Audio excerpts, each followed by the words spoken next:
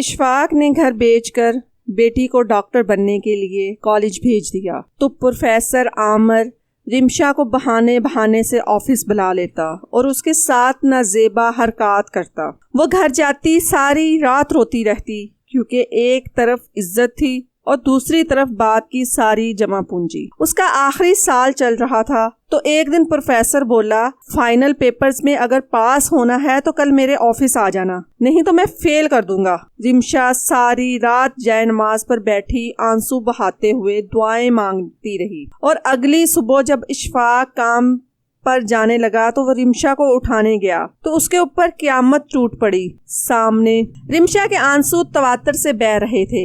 ابھی وہ پروفیسر عامر کے آفس سے واپس آئی تھی۔ اس نے اپنی کتابیں سمیٹی اور اسے یونیورسٹی کے ہاسٹل میں واپس چلی گئی۔ وہ میڈیکل کی اسٹوڈنٹ تھی اور گاؤں سے شہر پڑھنے آئی تھی، اس لیے وہ یونیورسٹی میں موجود ہاسٹل میں ہی رہائش پذیر بھی تھی۔ دیکھنے میں رمشا بے حد خوبصورت لڑکی تھی۔ اس کے والد کو بہت شوق تھا کہ اس کی بیٹی ڈاکٹر بنے اور اس کے گاؤں میں مستحق افراد کا مفت علاج کرے۔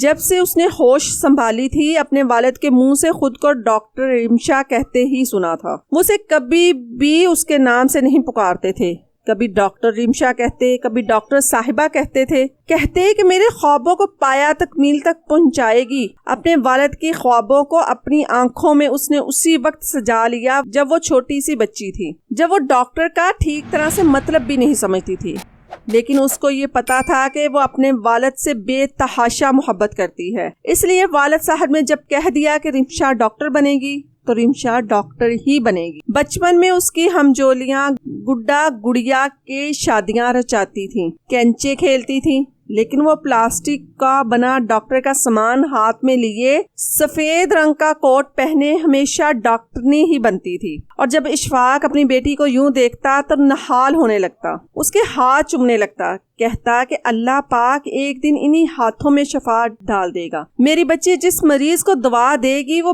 بالکل ٹھیک اور حشاش بشاش ہو جائے گا۔ اپنے والد کی آنکھوں کو خوشی سے چمکتا دیکھ کر رمشا کو لگتا کہ بس اسے سارے جہاں کی خوشیاں مل گئیں۔ انہی خوابوں کو سجاتے ہوئے وہ اسکول سے کالج اور کالج سے اب میڈیکل یونیورسٹی پہنچی تھی۔ پروفیسر عامر اس کے میڈیکل کے ٹیچر تھے۔ وہ لڑکی جتنی خوبصورت اور حسین تھی اتنے ہی سوالات بھی بہت کرتی تھی، بہت دلچسپی سے لیکچر سنتی تھی، لیکن پروفیسر عامر کی نظریں یوں تو کسی بھی لڑکی پر اچھی نہیں تھی، لیکن جب ان کی نظر رمشا کے حسین چہرے پر پڑی تو نیت اس پر خراب ہونے لگی۔ پہلے تو وہ خام خواہ ہی رمشا کی تعریف پوری کلاس میں کرتا تھا کہ یہ اسٹوڈنٹ مجھے بڑی ذہین لگتی ہے، یہ مستقبل میں ضرور بڑی ڈاکٹر بنے گی، اور رمشا کی نظر میں سب سے اچھے پروفیسر ثابت ہونا چاہتا تھا۔ رمشا بھی یہ سن کر مسکرا دیتی، لیکن ایک بار پروفیسر عامر نے رمشا کو کلاس ختم ہونے کے بعد اپنے آفس میں بلایا، کہنے لگا تم بہت قابل بچی ہو،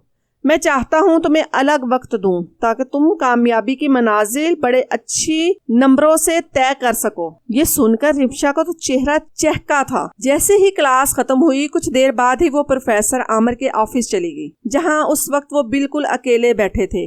جیسے ہی وہ اندر داخل ہوئی پروفیسر عامر نے کہا کہ دروازہ لاک کر دو تاکہ کوئی ہمیں ڈسٹرب نہ کرے، میں تم سے بہت اہم ٹاپک پہ ڈسکس کرنا چاہتا ہوں۔ رمشا نے دروازہ لاک کر دیا اور سر کے سامنے رکھی کرسی پر بیٹھ گئی، بجائے اس کے کہ پروفیسر عامر وہیں سے اس کو کچھ پڑھاتے یا سمجھاتے۔ وہ اٹھ کر کھڑے ہوئے اور رمشا کے برابر رکھی کرسی پر بیٹھ گئے، سامنے اس کی کتاب کھولی۔ چند ضروری باتیں بتانے کے بعد انہوں نے اپنے ہاتھ کو رمشا کی کمر پر رکھ دیا۔ جیسے ہی پروفیسر کا ہاتھ رمشا کی کمر پر محسوس ہوا تو وہ بے حد بے چین ہو گئی۔ بے ساختہ اس نے پروفیسر کی طرف دیکھا تو وہ مسکرا رہا تھا، پھر اسے دوبارہ سے کسی نہ کسی ٹاپک کے بارے میں بتانے لگا، اور ساتھ ساتھ پروفیسر عامر کی انگلیاں بھی رمشا کی کمر پر حرکت کرنے لگی۔ کچھ دیر تو وہ یہ سب برداشت کرتی رہی، لیکن پھر فوراً سے اٹھ کھڑی ہوئی۔ یہ دیکھ کر پروفیسر عامر نے اسے غصے سے گھورا۔ وہ کہنے لگی کہ مجھے آپ سے کوئی بھی ایکسٹرا کلاس نہیں لینی، یہ کہہ کر وہ ان کے آفس سے باہر نکل آئی۔ ہمیشہ سے وہ تو سر کو اپنے والد کی طرح سمجھتی تھی، ویسے ہی ان کی عزت کرتی تھی۔ شروع سے اس کے والد نے اسے یہی سمجھایا تھا کہ استاد بھی باپ جیسا ہوتا ہے اور اس کی عزت باپ سے بڑھ کر کرنی چاہیے، کیونکہ وہ ہمیں تعلیم جیسے زیور سے آراستہ کرتا ہے۔ جو کچھ آج پروفیسر عامر نے کیا، رمشا کا دل بے حد دکھی ہوا تھا۔ اس نے سوچ لیا کہ اب وہ پروفیسر عامر سے ذرا فاصلہ رکھ کر ہی رہے گی، لیکن وہ نہیں جانتی تھی کہ وہ کس بڑی مصیبت میں پھنس چکی ہے۔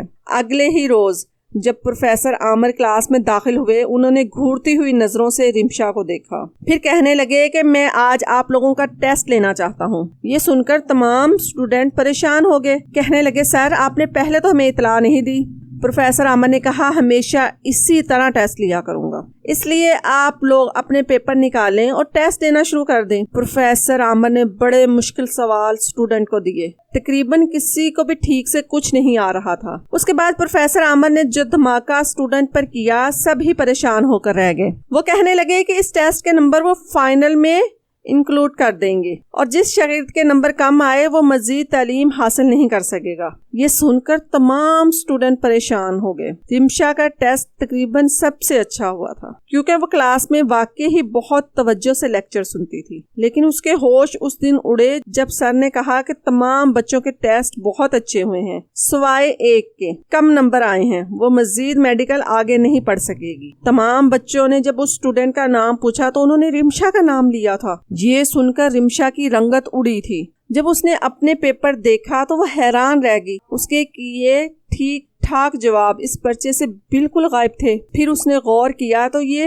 اس کا پیپر ہی نہیں تھا۔ وہ کہنے لگی سر یہ میرا پیپر نہیں ہے، آپ کو شاید غلط فہمی ہوئی ہے۔ اس بات پر پروفیسر عامر کہنے لگے کہ تم مجھے جھوٹا کہہ رہی ہو، میں اتنے سالوں سے یہاں پر اسٹوڈنٹ کو پڑھا رہا ہوں، آج تک کبھی کسی نے یہ بات نہیں کہی، اور تم ایک استاد کو جھوٹا کہہ رہی ہو، وہ بھی صرف اس لیے کہ تم نے ٹیسٹ غلط کر دیا تھا۔ انہوں نے پوری کلاس کے سامنے رمشا کے امیج کو خراب کرنا چاہا، کافی حد تک کامیابی بھی ہو گئے۔ بہت سے اسٹوڈنٹوں کے چہرے پر رمشا کے نام پر ناگواری سی آئی تھی۔ پیریڈ ختم ہو چکا تھا، پروفیسر عامر کلاس سے جا چکے۔ رمشا تو رونے لگی۔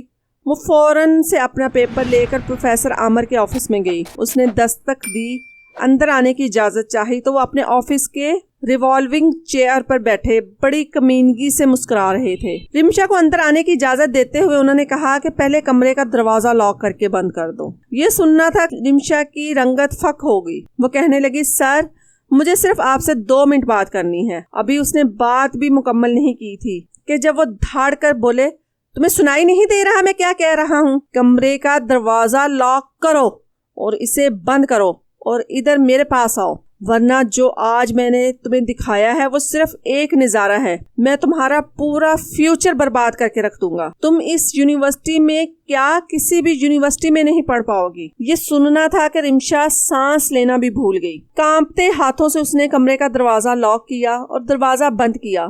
اس کے آنسو تواتر سے بہہ رہے تھے، اس کے ہاتھ بری طرح سے لرز رہے تھے۔ وہ چھوٹے چھوٹے قدم اٹھا کر پروفیسر عامر کی طرف بڑھ رہی تھی، کیونکہ جانتی تھی کہ وہ کیا کرنا چاہتے ہیں۔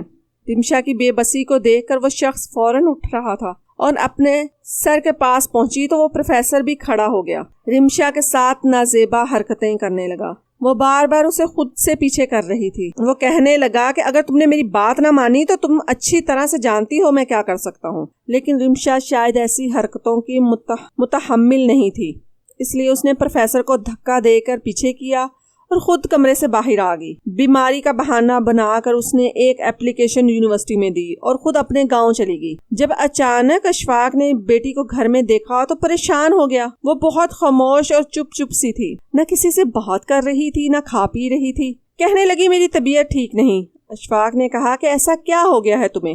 2 دن تک تو نہ رمشا نے کوئی بات کی اور اشفاق بھی خاموش رہا، کیونکہ رمشا کی پیلی پڑتی رنگت دیکھ کر وہ بھی یہی سمجھ رہا تھا کہ میری بچی واقعی ہی بیمار ہے، لیکن اسے یہ بھی فکر تھی کہ میڈیکل کی اسٹوڈنٹ ہے، زیادہ چھٹیاں کرنے سے کہیں اس کا نقصان نہ ہو جائے، اس لیے 2 دن گزارنے کے بعد ہی کہنے لگا کہ رمشا تم واپس شہر کب جاؤ گی؟ بیٹا تمہاری پڑھائی کا حرج ہو رہا ہے، تم جانتی ہو نا تمہارے بابا نے تمہارے حوالے سے کتنے خواب دیکھے ہیں۔ کہنے لگا میں نے تو تمہارے لیے کلینک بنانے کی جگہ دیکھ لی ہے، بس کچھ عرصے میں خرید لوں گا۔ رمشا نے بے ساختہ اپنے والد کی طرف دیکھا، کہنے لگی ابا آپ نے کیسے جگہ خرید لی؟ وہ کہنے لگے میں نے گھر بیچ دیا ہے، اب ہم اسی گھر میں کرایہ دے کر رہیں گے۔ یہ سننا تھا کہ رمشا حیرت سے اپنے باپ کو دیکھنے لگی، کہنے لگی ابا آپ نے کیوں گھر بیچ دیا؟ اشفاق کہنے لگا تمہارے لیے کلینک بھی تو بنانا تھا نا، میری ڈاکٹر بیٹی جب ڈاکٹر کی ڈگری لے کر آئے گی تو کلینک کی ضرورت تو پڑے گی نا۔ اشفاق بڑے پیار سے رمشا کو کہہ رہے تھے۔ رمشا چاہتی تو تھی کہ کوئی بہانہ بنا کر اپنے باپ سے کہہ دے کہ مجھ سے میڈیکل نہیں پڑھا جا رہا، میں آگے پڑھنا نہیں چاہتی، مگر جو خبر باپ نے سنائی تھی اس کی زبان کو تو جیسے تالا لگ گیا تھا۔ باپ تو سب کچھ بیچ باچ کر اس کے لیے کلینک بنا رہا تھا، کلینک بنانے کی جگہ خرید چکا تھا۔ ایسے میں وہ اگر اپنے والد سے میڈیکل کی پڑھائی چھوڑنے کا کہتی تو وہ یہ صدمہ ہی برداشت نہ کر پاتا۔ مجبوراً رمشا کو واپس شہر جانا پڑا۔ جب وہ اپنے ہاسٹل پہنچی تو اس کی سہیلیاں اسے دیکھ کر کے سوالات کرنے لگی۔ ہر کوئی اس سے یہی پوچھ رہی تھی کہ اچانک وہ کہاں چلی گئی؟ جانتی بھی ہو کہ پروفیسر نے آسمان سر پر اٹھا لیا، وہ تو سیدھا سیدھا یہ کہہ چکے ہیں کہ وہ تمہیں یونیورسٹی سے ہی نکال دیں گے۔ تم غیر اعلانیہ طور پر یونیورسٹی سے چلی گئی تھی۔ مگر جب رمشا نے یہ سنا تو حیرت سے اپنی سہیلیوں کو دیکھنے لگی۔ اس نے تو خود یونیورسٹی میں درخواست دی تھی، وہ چھٹی پر جا رہی ہے، اس کی طبیعت خراب ہے۔ مگر حیرت کا جھٹکا تو اسے تب لگا جب اسے اس بات کا علم ہوا کہ اس نے جو درخواست یونیورسٹی میں سبمٹ کروائی تھی وہ سر کے پاس پہنچنے سے پہلے ہی غائب ہو چکی تھی، اور وہ پچھلے 6 روز سے بغیر اطلاع دیے ہوئے چھٹی پر تھی۔ اس نے جب یہ سنا تو اس کے لیے سانس لینا دوبر ہو چکا تھا۔ یقین ہی نہیں آ رہا تھا کہ سر اس سے اس حد تک بھی گر سکتے ہیں۔ اس روز وہ جب پروفیسر عامر کی کلاس میں گئی تو اسے بڑا ہی عجیب محسوس ہو رہا تھا۔ جی چاہا کہ ابھی زمین پھٹے اور وہ اس میں سما جائے، مگر پروفیسر کا سامنا کرنے کی ہمت اس میں نہیں تھی، نہ ہی وہ بول کر اس کے بارے میں کسی کو بتا سکتی تھی۔ اگر وہ ایسا کرتی تو یقیناً بہت برا ہو سکتا تھا۔ وہ پروفیسر عامر کی کلاس میں بیٹھی تھی۔ جب وہ کلاس میں داخل ہوئے رمشا کو دیکھ کر ان کے ماتھے پر بل پڑ چکے تھے، اور ایک معنی خیز مسکراہٹ کے ساتھ وہ اس کی طرف دیکھنے لگے، اور پھر کلاس میں آتے ہی رمشا کو مخاطب کر کے کھڑے کر دیا اور کہنے لگے کہ اتنے روز سے آپ کہاں تھی بغیر اطلاع کیے؟ یونیورسٹی سے اگر مزید 2 دن چھٹیوں پر رہتی تو جانتی ہے کیا ہو سکتا تھا؟ جانتی بھی ہے کہ آپ کا آخری سیمیسٹر چل رہا ہے اور یوں پورا کیریئر آپ کا منٹوں میں برباد ہو سکتا ہے۔ رمشا سر جھکائے سامنے کھڑی تھی، مگر اس میں اتنی ہمت نہ تھی کہ بول کر کچھ کہہ سکتی، کیونکہ وہ جانتی تھی کہ یہ سب کچھ پروفیسر عامر ہی کر رہے ہیں۔ اس کے بعد سینئر پروفیسر کے سامنے بھی اسے پیش ہونا تھا، کیونکہ وہ بغیر اطلاع دیے چھٹی پر تھی۔ پروفیسر عامر نے پوری کلاس کے سامنے اس کی خوب تذلیل کی، اور سبھی جو اس کی کامیابی اور اچھے نمبروں سے حسد کرتے تھے اب اس کی بےزتی پر مسکرا رہے تھے اور طنز کر رہے تھے۔ ایک وجہ یہ بھی تھی کہ وہاں یونیورسٹی میں پڑھنے والے سبھی لوگ بڑے بڑے گھرانوں سے تعلق رکھتے تھے، امیر زادے تھے، جبکہ رمشا غریب باپ کی بیٹی تھی جو اپنے باپ کی ساری جمع پونجی لے کر یہاں آئی تھی تاکہ ڈاکٹر بن سکے اور اپنے باپ کی ان خواہشات کو پورا کر سکے۔ پروفیسر نے جب اس کی خوب تذلیل کر لی تو کہنے لگے کہ تم کلاس کے بعد میرے آفس میں آنا تاکہ میں تمہارے اچھے سے علاج کر سکوں۔ رمشا نے یہ سنا تو بہت مشکل ہمت جمع کر کے کہنے لگی آپ کے آفس میں نہیں آنے والی۔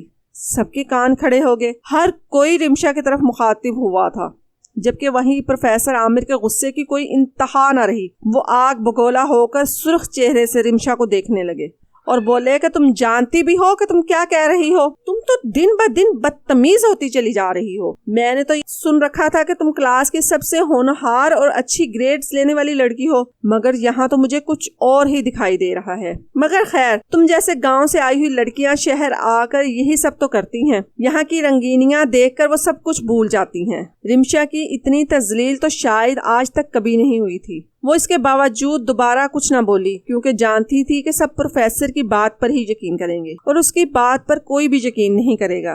لیکچر ختم ہوا تو پروفیسر عامر ایک مرتبہ پھر اسے یاد دہانی کرواتے ہوئے کہنے لگے کہ تم ابھی کے ابھی میرے ساتھ سینئر پروفیسر کے پاس چلو۔ میں اپنی بےعزتی ہرگز برداشت نہیں کروں گا۔ مجبوراً رمشا کو سر کے ساتھ جانا پڑا۔ اس کی آنکھوں سے آنسو بہنے لگے۔ پروفیسر عامر کے ساتھ چلتے ہوئے وہ سرگوشی نما انداز میں اس سے کہنے لگے، دیکھ لیا پھر مجھ سے الجھنے کا انجام؟ کتنے پیار سے تمہیں کہا تھا کہ میری بات مان لو، اچھے گریڈ سے پاس ہو جاؤ گی اور کسی کو پتہ بھی نہیں چلے گا، مگر دیکھ لو پھر تمہاری ضد آج تمہیں کس موڑ پر لا کر کھڑا کر چکی ہے۔ رمشا کا وجود کانپ پا تھا۔ جب وہ سینئر پروفیسر کے آفس میں گئی تو انہوں نے الگ اس کی بے حد بےعزتی کی اور وارننگ دی کہ اس کے بعد اگر رمشا نے اس طرح کا کچھ بھی کیا تو اسے یونیورسٹی سے نکال دیا جائے اور اگلے 5 سال تک وہ دوبارہ یہاں ایڈمیشن بھی نہیں لے پائے گی۔ رمشا ہر طرف سے پھنس چکی تھی، ایک طرف کنواں تھا اور ایک طرف دلدل۔ آخر وہ کرتی تو کیا کرتی، کس کو اپنی کہانی سناتی؟ خیر اس نے صبر کے گھونٹ بھرے اور پھر جیسے ہی دفتر سے نکلنے لگی تو سینئر پروفیسر کہنے لگے، تم نے جو اتنے دن ضائع کیے ہیں اب وہ تم یونیورسٹی ختم ہونے کے بعد پروفیسر عامر کے پاس جاؤ گی اور ان سے وہ کلاسز لو گی تاکہ تمہاری پڑھائی کا حرج نہ ہو۔ رمشا کا چہرہ تو جیسے بالکل زرد پڑ چکا تھا، کاٹو تو خون نہ نکلے، جبکہ وہی پروفیسر کے چہرے پر کمینگی سے ایک فاتحانہ مسکراہٹ پھیلی تھی۔ نہ چاہتے ہوئے بھی رمشا کو ہاں کرنی پڑی۔ ساری کلاسز اٹینڈ کرنے کے بعد اس نے اب پروفیسر عامر کے آفس میں جانا تھا۔ اس کی ساری سہیلیاں اپنے اپنے گھروں کو اور ہاسٹل میں جا رہی تھی، جبکہ وہ کتابیں اٹھائے بوجھل قدموں کے ساتھ پل پل مرتی ہوئی پروفیسر عامر کے دفتر کی جانب جا رہی تھی۔ سمجھ نہیں آ رہا تھا کہ آگے کیا کرے۔ اس کی آنکھوں میں آنسو تھے۔ آنکھوں میں آئے آنسو صاف کرتے ہوئے کمرے میں چلی آئی۔ جیسے ہی اس نے آفس میں قدم رکھا تو پروفیسر کھڑے تھے، جبکہ رمشا کی موجودگی پر ان کے چہرے پر مسکراہٹ پھیلی تھی۔ وہ ایک مرتبہ پھر اسے اشارے سے دروازہ بند کرنے کا کہنے لگے۔ رمشا تو بالکل بے جان سی ہو چکی تھی۔ دروازہ بند کیا اور کپکپاتے ہوئے ہاتھوں سے اپنی کتابیں میز پر رکھی۔ کتنی ہی دیر خاموشی سے اس کا چہرہ دیکھتے رہے اور پھر کہنے لگے، کہا تھا نا مجھ سے مت الجھو، جو میں کہہ رہا ہوں کرو، مگر تم جیسی بہت ساری طلبہ ہوتی ہیں جو اپنے استاذہ کی بات نہیں مانتی اور پھر در در کی ٹھوکریں کھاتی ہیں پھرتی ہیں۔ جب رمشا نے یہ سنا تو اس کی آنکھوں سے آنسو نکلنے لگے۔ وہ روتے ہوئے کہنے لگی کہ سر میرے ساتھ کچھ بھی غلط مت کریں، آخر کیا ملے گا آپ کو ایسا کر کے؟ میں ایک غریب باپ کی بیٹی ہوں۔ میرے باپ نے اپنی ساری جمع پونجی جمع کر کے مجھے یہاں تک پہنچایا ہے۔ مجھے تو ابھی بولنا بھی نہیں آتا تھا جب سے میں اپنے ابو کے منہ سے یہ سن رہی ہوں کہ میں ڈاکٹر بنوں گی اور غریبوں کا مفت علاج کیا کروں گی۔ میرے باپ کے بڑے ہی خواب ہیں، اگر میں نے وہ پورے نہ کیے تو میرا باپ جیتے جی مر جائے گا۔ انہوں نے تو میرے لیے کلینک بھی دیکھ لیا ہے، انہوں نے اپنا گھر بیچ دیا، کرائے پر رہتے ہیں ہم، اور میرے لیے کلینک کی زمین خریدی ہے۔ کہتے ہیں کہ میری بیٹی ڈاکٹر بن کر یہاں رہے گی۔ رمشا روتے ہوئے سب کچھ اپنے پروفیسر کو بتا رہی تھی اور یہی سوچ رہی تھی کہ اس کی یہ روا دوا سن کر ہو سکتا ہے پروفیسر کا دل پگھل جائے اور وہ کچھ بھی غلط نہ کریں۔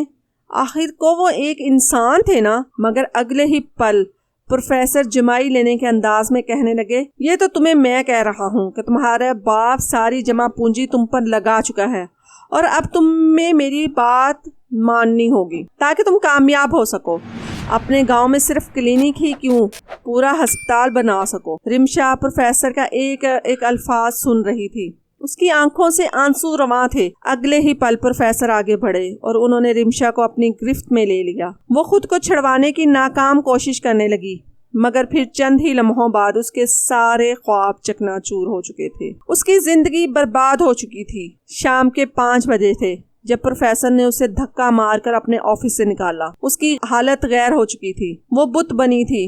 بوجھل قدموں کے ساتھ ایک نظر واپس مڑ کر اس دروازے کو دیکھا جہاں پر اس کا پروفیسر کھڑا مسکرا رہا تھا، اور پھر اس کی کتابوں کو وہیں پھینکا تھا۔ کتابیں اس کے وجود سے ٹکرا کر آس پاس بکھر چکی تھی۔ وہ وہاں سے اپنے ہاسٹل تک پہنچی۔ اس نے کپکپاتے ہوئے ہاتھوں سے موبائل اٹھایا اور اپنے ابو کو فون کرنے لگی اور کہنے لگی کہ مجھے یہاں سے آ کر لے جائیں۔ کل ہی تو چھوڑا تھا اور آج پھر واپس آنے کی بات کر رہی تھی، مگر اس کا باپ فوراً گاؤں سے شہر پہنچا۔ رات کا اندھیرا پھیل چکا تھا۔ رمشا خود پر بڑی سی چادر اوڑھ چکی تھی اور چہرہ ڈانپ رکھا تھا۔ رات کے اندھیرے میں اس کے باپ کو اندازہ نہ ہو سکا کہ اس کے ساتھ کیا ہوا ہے، مگر بیٹی کی حالت دیکھ کر، اس کی خاموشی دیکھ کر وہ پریشان ضرور ہوا۔ انہوں نے سارا سفر بس میں خاموشی سے طے کیا۔ وہ اس سے کچھ پوچھنا چاہتا تھا مگر کچھ کہہ نہ سکا کیونکہ اس کے آس پاس بے حد لوگ تھے اور وہ اپنی بیٹی سے اکیلے میں بات کرنا چاہتا تھا۔ کچھ دیر بعد وہ لوگ گھر پہنچے۔ گھر پہنچتے ہی باپ نے بیٹی سے پوچھا، کیا بات ہے؟ تم اتنی پریشان کیوں لگ رہی ہو؟ تمہیں کسی نے کچھ کہا ہے؟ رمشا کچھ نہ بولی، بس آخری حسرت بھری نظر اپنے باپ پر ڈالی اور پھر باپ کے قدموں میں گر گئی۔ روتے ہوئے دل ہی دل میں کہنے لگی کہ مجھے معاف کر دینا ابا، میں آپ کا وہ خواب پورا نہ کر سکی۔ لوگ کہتے ہیں کہ ان کی محنت کا، ان کی کوششوں کا پھل ملتا ہے، مگر مجھے معاف کر دیجئے گا۔ پروفیسر عامر جیسے لوگ ہم جیسے لوگوں کے خواب اکثر پورے نہیں ہونے دیتے، ہم پر فرعون بن کر آتے ہیں۔ باپ نے بیٹی کو قدموں میں گرے دیکھا تو فوراً اٹھا لیا۔ وہ خود بھی کانپ چکا تھا۔ کہنے لگا، کیا ہوا ہے؟ تم ایسا کیوں کہہ رہی ہو؟ تمہاری جگہ تو میرے دل میں ہے، تم تو میرا فخر ہو، میرا مان ہو۔ مگر وہ کچھ نہ بولی، دل ہی دل میں باپ سے معافی مانگی اور پھر وہاں سے اپنے کمرے میں چلی گئی۔ باپ بھی کچھ نہ بولا اور پریشانی سے ہی باہر بیٹھا سوچتا رہا کہ آخر ایسا کیا ہوا ہے۔ ماں ہوتی تو وہ اس سے سوال کر سکتی، آخر کو باپ تھا نا۔ ساری رات پریشانی میں مبتلا رہا۔ سوچا کہ صبح بیٹی سے پوچھوں گا۔ ساری رات رمشا جائے نماز پر بیٹھی رہی، دعائیں مانگتی رہی، خدا سے مدد مانگتی رہی اور اپنے گناہوں کی معافی مانگنے کے بعد اس نے وہ قدم ہی اٹھا لیا جو وہ کبھی بھی نہ اٹھاتی۔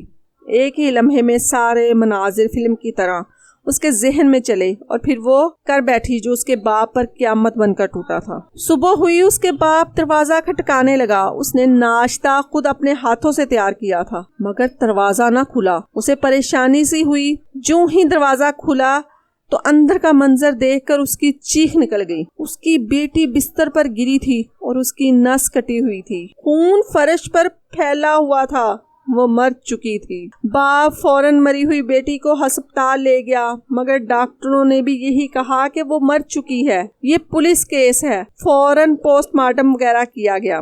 باپ تو جیتے جی ہی مر چکا تھا۔ کلینک، زمین، بیچا ہوا گھر، کئی خواب، سب کچھ رمشا کے ساتھ ہی دفن ہو چکے تھے۔ پوسٹ مارٹم میں یہ بات آئی کہ رمشا کے ساتھ زیادتی کی گئی ہے۔ رمشا کا باپ فوراً یونیورسٹی گیا اور وہاں پر احتجاج کیا، شور مچایا، سوال کرنے لگا۔ ایک تحقیقی ٹیم نے یونیورسٹی کے تمام پروفیسروں سے اور بچوں سے پوچھ تاچھ کے بعد بہرحال پروفیسر عامر منظر عام پر آ گیا اور اس کے خلاف فوراً کیس کیا گیا اور اسے یونیورسٹی سے نکال دیا گیا، جبکہ رمشا کا باپ اس واقعے کے بعد ایک رات اپنے گھر سے مرا ہوا ملا تھا۔ گاؤں والوں نے اسے دفنا دیا تھا جبکہ وہ کلینک کے لیے لی گئی زمین یوں ہی پڑی رہ گئی۔